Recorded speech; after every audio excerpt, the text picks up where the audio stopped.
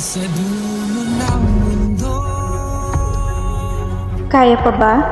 Kaya pa ba? Kasi ako, kaya pa ba? Kasi ako pagod na. Kaya pa ba? Ano ba to? Ang dami kasing activities.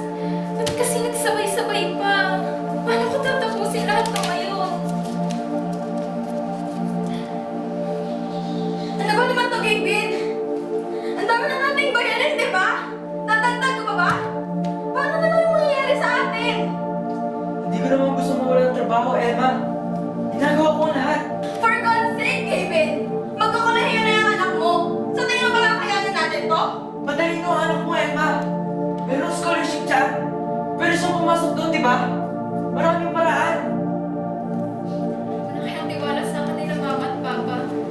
Kaya dapat mas lalo akong magpursige. Pero paano na lang kung hindi ko na-meet yung expectations nila? Bibigatan na ako.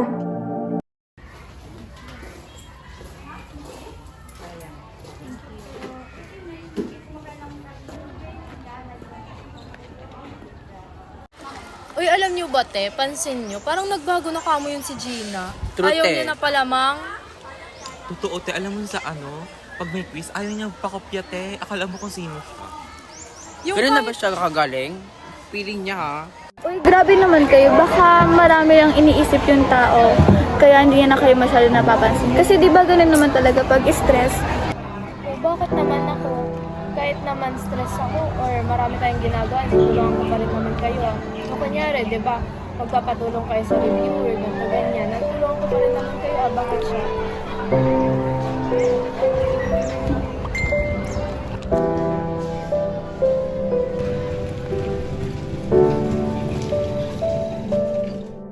Napapagod na ako.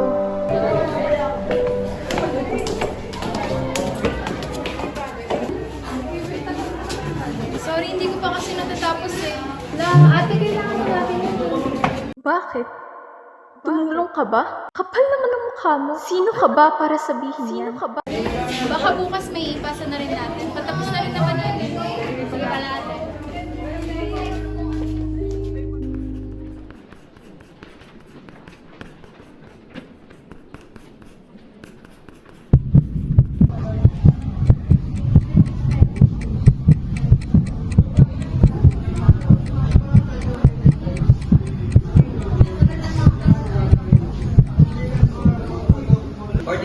B, 50, C.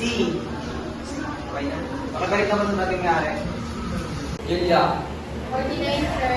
Darby. Gina.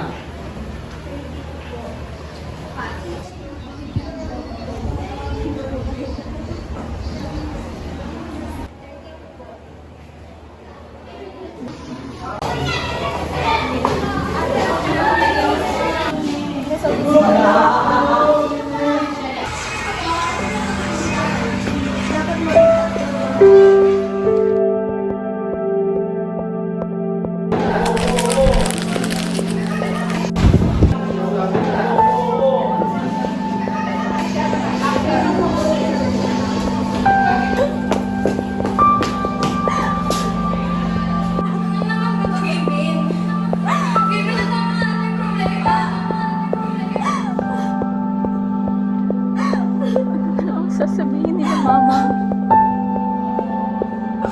Paano? Hindi ako nakapasa.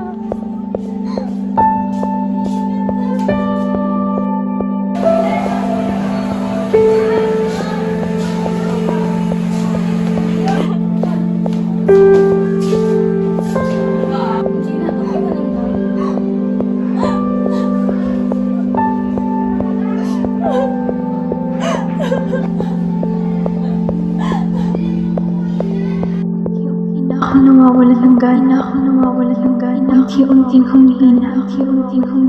Hanggang kailan ko kaya makakaya?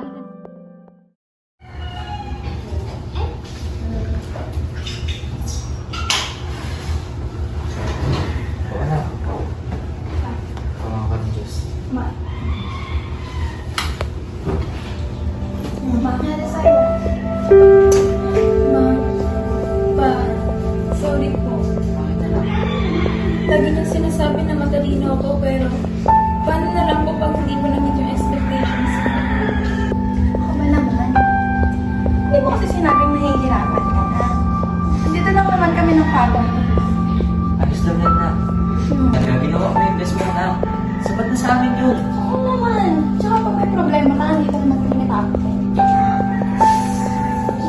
Oo nga ate, relax ka lang. Ako, pa-chill-chill lang eh.